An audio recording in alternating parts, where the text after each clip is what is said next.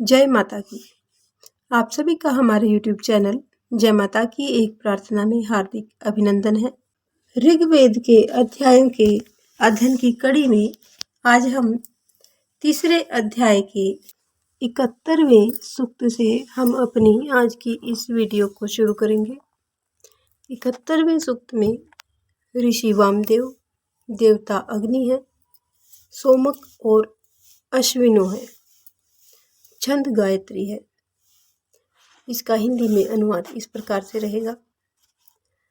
अनुष्ठानों का संपादन करने वाले देवों के हवन योग्य एवं दीप्तिवान अग्निदेव को हमारे यज्ञ में लाने वाले तीव्र गति से चलने वाले घोड़े नित्य प्रति 3 बार विचरणशील रथ के समान चलते हैं। अनों की सुरक्षा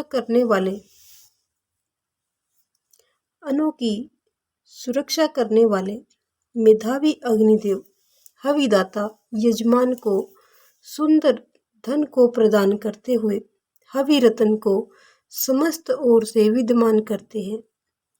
जो अग्निदेव पवन के संपर्क से अधिक प्रकाशित होते हुए शत्रुओं को भस्म करते हैं, वह तेजस्विनी अग्नि महापुरुषों के द्वारा प्राप्त होने योग्य है।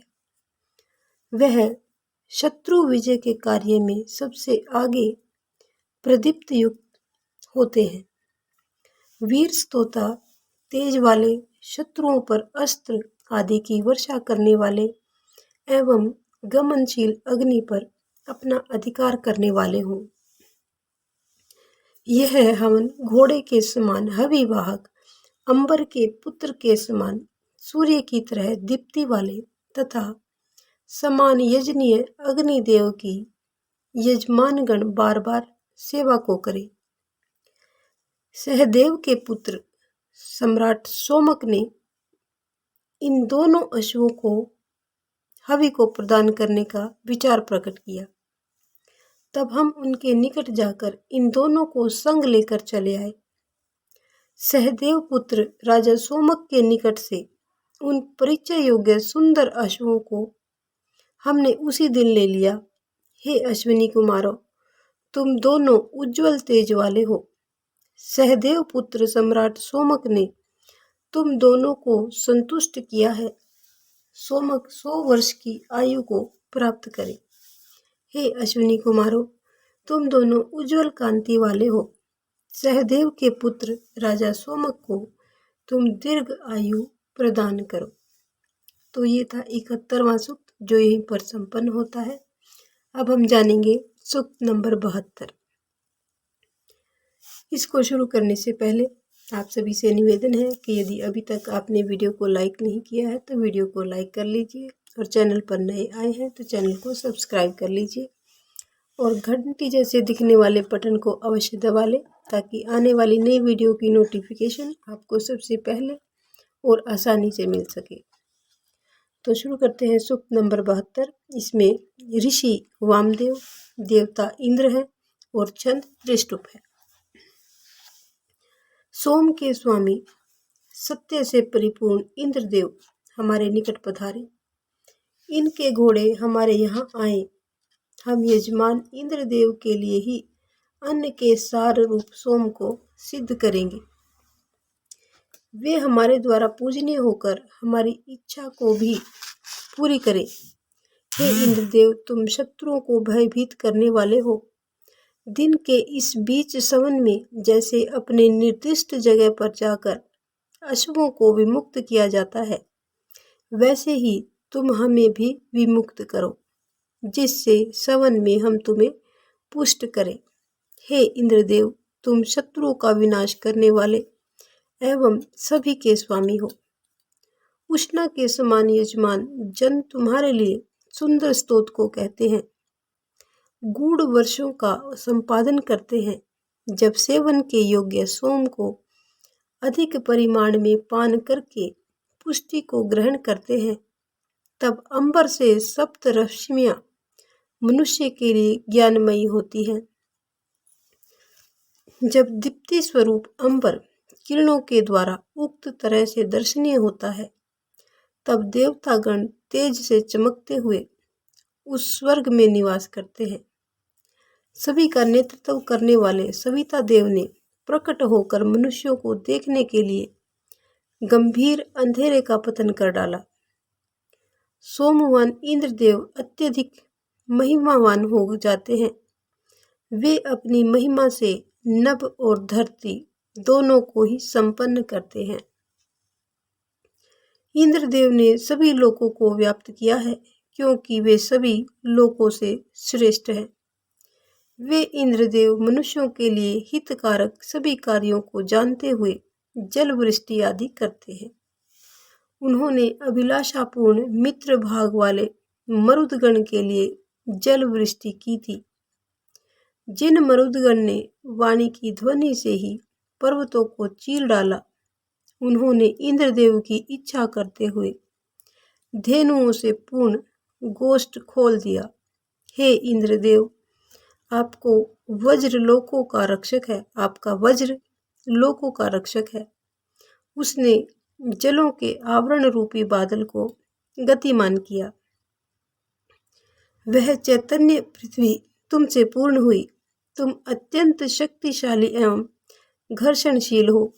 हे इंद्रदेव, तुम अपनी ही शक्ति से संसार के तीनों लोकों का पालन करते हुए समुद्र की और आकाश में स्थित जल को प्रेरित करो।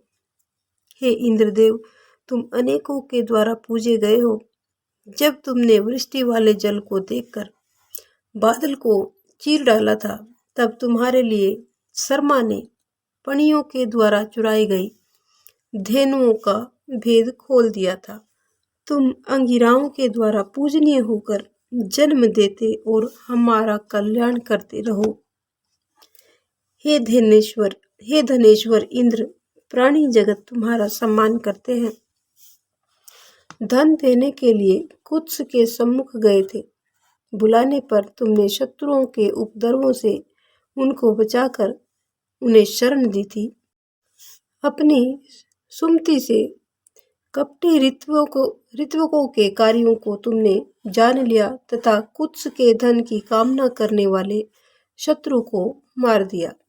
हे इंद्रदेव, तुमने शत्रुओं को समाप्त करने का निश्चय कर लिया और कुत्स के घर पर जा पहुंचे।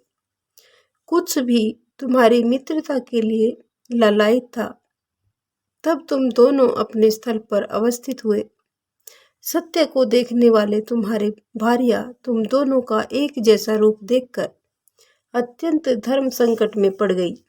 जब रानी कुत्स स्वीकार करने योग्य अन्न के समान तीव्रगामी दोनों घोड़ों को अपने रथ में जोड़कर संकट से छुटकारा पाने में सफल हुई, तब हे इंद्रदेव, तुमने उसके मार्ग पर उसकी रक्षा करने के लिए एक साथ गमन किया। तुम शत्रुओं का विनाश करने वाले पवन के समान गति वाले अश्वों के दाता हो। हे इंद्रदेव, तुमने कुत्स के कारण शुष्ण को समाप्त कर डाला। दिन के प्रारंभ में तुमने कुयव नामक दैत्य का वध किया। उसी समय तुमने सूर्य के चक्र को भी तोड़ दिया। हे इंद्रदेव, तुमने पिप्रु और प्रवर्क नामक दैत्य को मार दिया। तुमने वैदधी के पुत्र ऋजश्व को बनाया और 50 सहस्त्र काले वर्ण वाले असुरों का वध किया। जैसे बुढ़ापा रूप का नाश करता है, वैसे ही तुमने शत्रु के नगरों को नाश कर दिया। हे इंद्रदेव, तुम अविनाशी हो।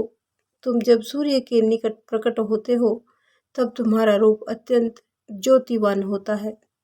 सूर्य के सामने सभी फीके पड़ जाते हैं, परंतु इंद्रदेव का रूप अधिक तेजोमय होता जाता है।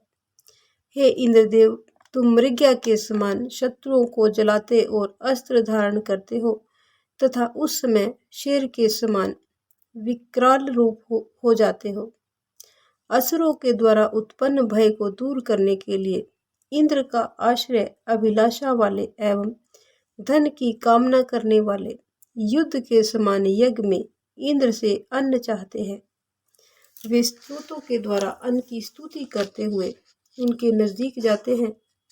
उस समय वे इंद्र उनके लिए आश्रय स्थान के समान रक्षा करते हैं और रमणीय एवं दर्शनीय धन के समान ऐश्वर्य संपन्न होते हैं। इंद्रदेव ने मनुष्यों के कल्याण के लिए असंख्य विख्यात कर्म किए हैं। वे इंद्रदेव धन ऐश्वर्य से परिपूर्ण एवं इच्छा के योग्य है। वे हमारे तुल्य तपस्वी को प्राप्त करने के योग्य अन्न को शीघ्र ही ले आते हैं। हे मनुष्यों, तुम्हारे लिए हम तपस्वी गण उन इंद्रदेव का सुंदर आवाहन करते हैं। हे इंद्रदेव, तुम पराक्रमी हो। मनुष्यों के द्वारा होने वाले संग्राम में हमारे मध्य तीक्ष्ण वज्रपात हो या शत्रुओं से हमारा अत्यंत घोर युद्ध हो, तब तुम हमारी देह को अपने नियंत्रण में रखते हुए प्रत्येक प्रकार से हमारी सुरक्षा करना। हे इंद्रदेव, तुम वामदेव के द्वारा किए जाने वाले यज्ञ कार्य के रक्षक हो। तुम किसी के द्वारा हिंसित नहीं किए जाते। तुम युद्ध में हमारे प्रति सहृदयता का बर्ताव करो। तुम अत्यंत सुंदर मति वाले हो। तुम हमारे नजदीक आओ। हे इंद्रदेव, तुम हमेशा स्तोताओं की प्रशंसा करने वाले बनो। हे इंद्रदेव, तुम समृद्धिवान हो। हम युद्धों में तुम्हारी रक्षा करते हैं। जैसे धनवान व्यक्ति अपने धन से चमकता है, वैसे ही हम भी धन तथा पुत्र पौत्र आदि परिवार वालों के संग ज्योति से परिपूर्ण हो। हम अपने शत्रुओं को पराजित करके रात दिन और वर्षों में प्रसन्नता के साथ तुम्हारा पूजन करते रहे। हम वही कार्य करेंगे जिससे इंद्र सहित हमारी मैत्री का विच्छेदन न हो और शरीर के रक्षक तेजस्वी इंद्र हमारे पालन करता बने। कुशल रथ निर्माता जैसे रथ बनाता है, वैसे ही हम भी कामनाओं की वर्षा करने वाले प्रतिदिन इंद्र के लिए सुंदर स्तोत्रों को रचते हैं। हे इंद्रदेव, तुम प्राचीन काल में ऋषियों के द्वारा अर्चित होकर और हमारे द्वारा नमस्कृत होकर जल के द्वारा नदी पूर्ण करने के तुल्य समान प्रार्थना करने वालों के लिए अन्न और धन की वृद्धि करते हो। हम तुम्हारे लिए नवीन श्लोकों यानी नए श्लोकों की रचना करते हैं, जिससे रथ आदि से परिपूर्ण हुए वंदना के संकल्पों द्वारा तुम्हें हमेशा हर्षित करते रहे। तो ये था सूक्त नंबर 72, जो यहीं पर संपन्न होता है। इसके साथ ही हम अपनी आज की इस वीडियो को यहीं पर विराम देंगे। इससे आगे की सूक्तों को हम अगली वीडियो में जानेंगे। तो आपसे फिर से एक बार निवेदन है कि यदि आपने अभी तक वीडियो को लाइक नहीं किया है तो वीडियो को लाइक कर लीजिए, और चैनल पर नए आए हैं तो उसको सब्सक्राइब कर लीजिए, और इस प्रकार की और भी अन्य धार्मिक रोचक कथा कहानियों को जानने सुनने के लिए हमारे चैनल पर बने रहें। तो मिलते हैं आपसे अगली वीडियो में अगले सूक्त के साथ। तब तक के लिए जय हिंद, जय भारत, जय माता की।